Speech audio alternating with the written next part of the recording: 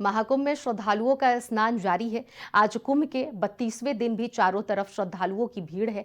जहां देश के कोने कोने से पहुंच रहे श्रद्धालु आस्था के महाकुंभ में समरसता का परिचय दे रहे हैं। इसी कड़ी में आज छत्तीसगढ़ के सीएम विष्णुदेव साय परिवार के साथ पहुंचकर संगम में आस्था की डुबकी लगाई। इसके अलावा कांग्रेस के नेता सचिन पायलट भी परिवार के साथ संगम में स्नान के लिए पहुंचे थे। फिल्म एक्टर विवेक ओबराय ने भी आस्था की डुबकी लगाई। त्रिवेणी संगम में गंगा मैया, नर्मदा मैया, सरस्वती मैया का त्रिवेणी संगम है। यहाँ पर डुबकी लगाए हैं सपत्नीक और पूरा छत्तीसगढ़ के गवर्नर, स्पीकर, मंत्री सौभाग्य है कि यहाँ डुबकी लगाए हैं और छत्तीसगढ़ में खुशहाली हो, सबके घर में सुख समृद्धि हो, शांति हो, इसकी मैया से कामना की है।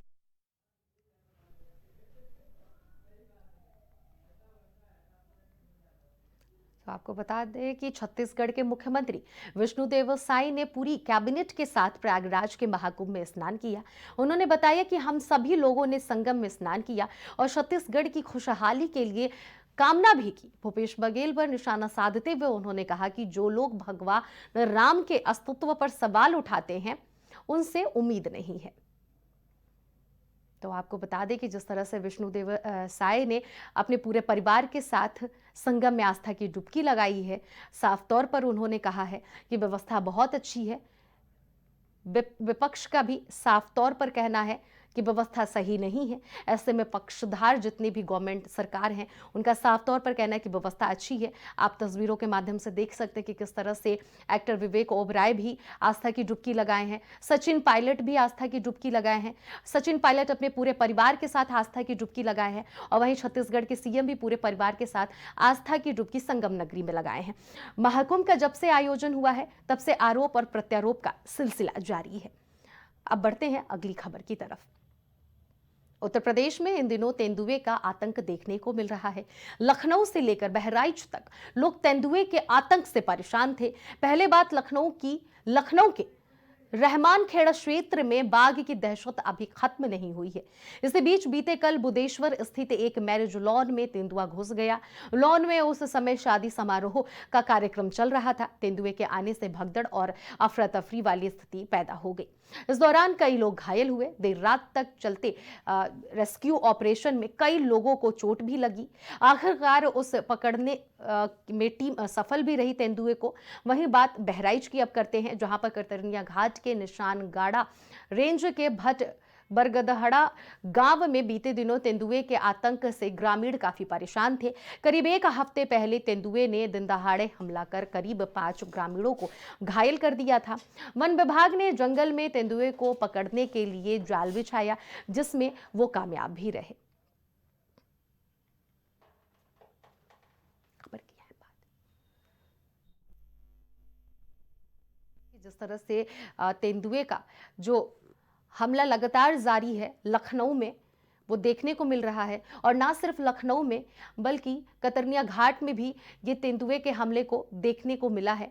आप तस्वीरों के माध्यम से देख सकते हैं कि किस तरह से शादी के समारोह में तेंदुआ प्रवेश कर जाता है। उसके बाद से लोगों में भगदड़ मच जाती है, अफरा तफरी मच जाती है लोगों में।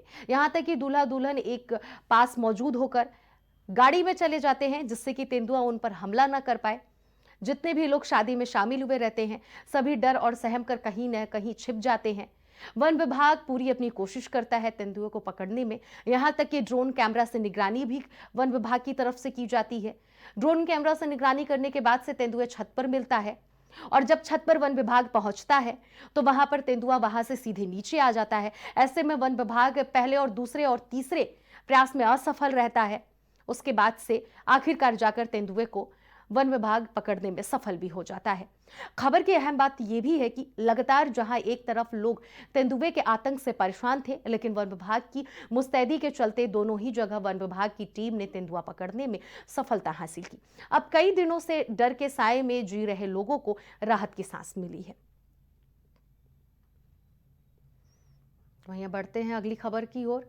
उत्तर प्रदेश सरकार में काबीना मंत्री और निषाद पार्टी के अध्यक्ष संजय निषाद इन दिनों यात्रा पर चल रहे हैं। पार्टी को धार देने में जुटे संजय निषाद कड़ी मशक्कत करते देखे जा रहे हैं।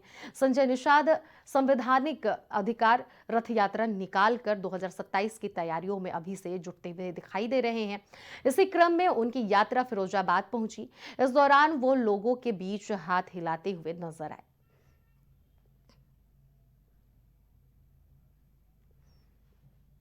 खबर की अहम बात यह है कि निषाद पार्टी का लोकसभा में प्रदर्शन खासा निराशाजनक रहा था। उनके बेटे प्रवीण निषाद तक सीट नहीं बचा पाए थे। हार के बाद संजय निषाद ने अपने बेटे की हार की ठिकरा भाजपा पर फोड़ दिया था। खैर, देखने ये होगा कि इस बार संजय निषाद खुद के बल पर मेहनत कर रहे हैं, तो क्या इसका असर पार्टी के जनाधार पर पड़ेगा, ये देखने वाला होगा। फिलहाल अहम बात में इतना ही। बाकी खबरों के लिए बने रहिए प्राइम टीवी के साथ।